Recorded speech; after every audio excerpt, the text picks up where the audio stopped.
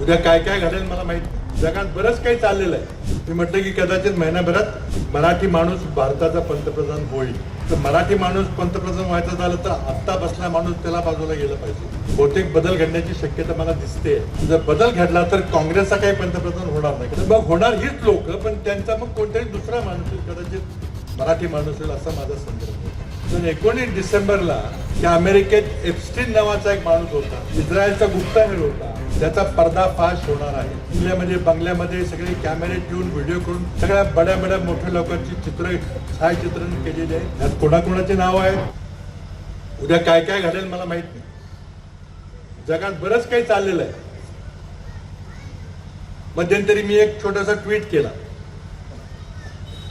खूप गाजला. मी म्हटलं की कदाचित महिन्याभरात मराठी माणूस भारताचा पंतप्रधान होईल. कराडला बोललो मी. अनेकांचे फोन आले, विचारले याचा अर्थ काय, कसं काय. कोण म्हटलं की तुम्ही होणार का,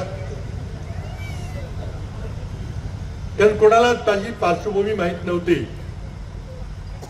आता मराठी माणूस पंतप्रधान व्हायचा झालं तर आत्ता बसला माणूस त्याला बाजूला गेलं पाहिजे. म्हणून आधी मी अधोरेखित केलं की नाव न घेता बहुतेक बदल घडण्याची शक्यता मला दिसते. आणि जर बदल घडला तर काँग्रेसचा काही पंतप्रधान होणार नाही, कारण आमच्याकडे बहुमत नाही. तर मग होणार हीच लोक, पण त्यांचा मग कोणतरी दुसरा माणूस येईल, कदाचित मराठी माणूस येईल असा माझा संदर्भ होता. माझा इशारा होता 19 डिसेंबरला. कारण 19 डिसेंबरला अमेरिकेत संसदेने कायदा केलेला आहे.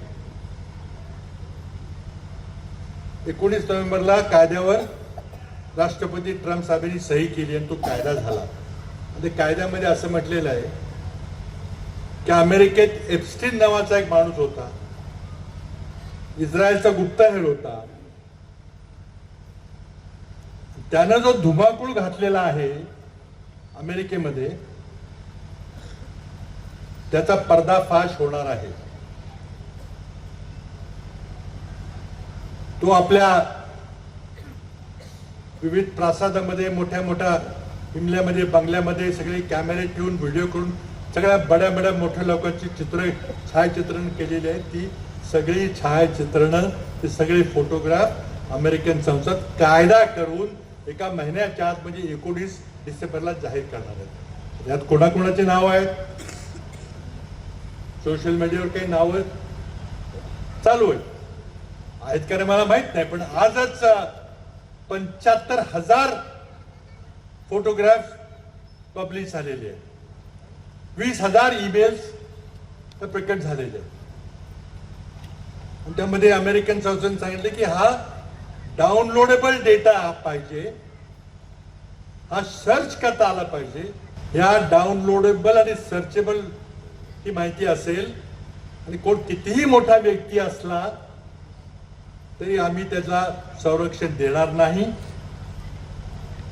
ती सगळी माहिती जाहीर होणार आहे. 19 डिसेंबरला काय होतं मला माहित नाही. उलट सुलट चर्चा चालू आहे, कोणाकोणाची नाव आहेत, काय काय, कोणी कोणी काय काय कारनामे केलेले आहेत. आणि त्यामुळं चळवळीचा मुख्य आत्मा आहे की आशा सोडायची नाही. काहीतरी होईल बहुतेक असं आम्ही आशा घेऊन पुढे चाललेलो. झालं तर काहीतरी चांगलं होईल,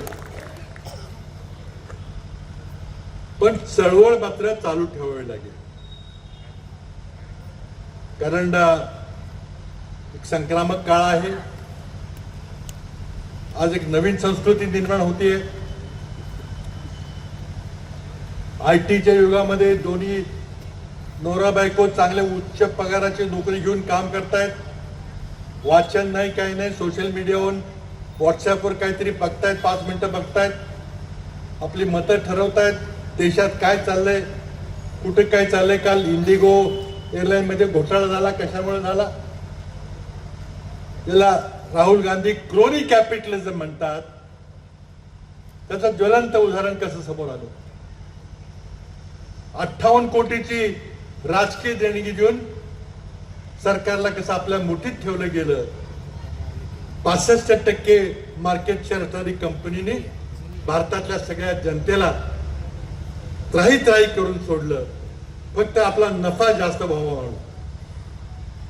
आणि सरकार निद्रिस्त अवस्थेमध्ये झोपलेले, ते काही घेणं देणं नाही आहे.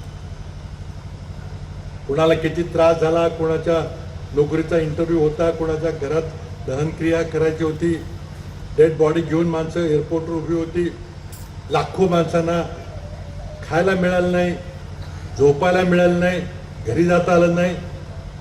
5,000चं तिकीट 50,000ला विकलं, काळा बाजार केला तिकिटांचा. सरकारला काही त्याचं घेणं देणं नाही.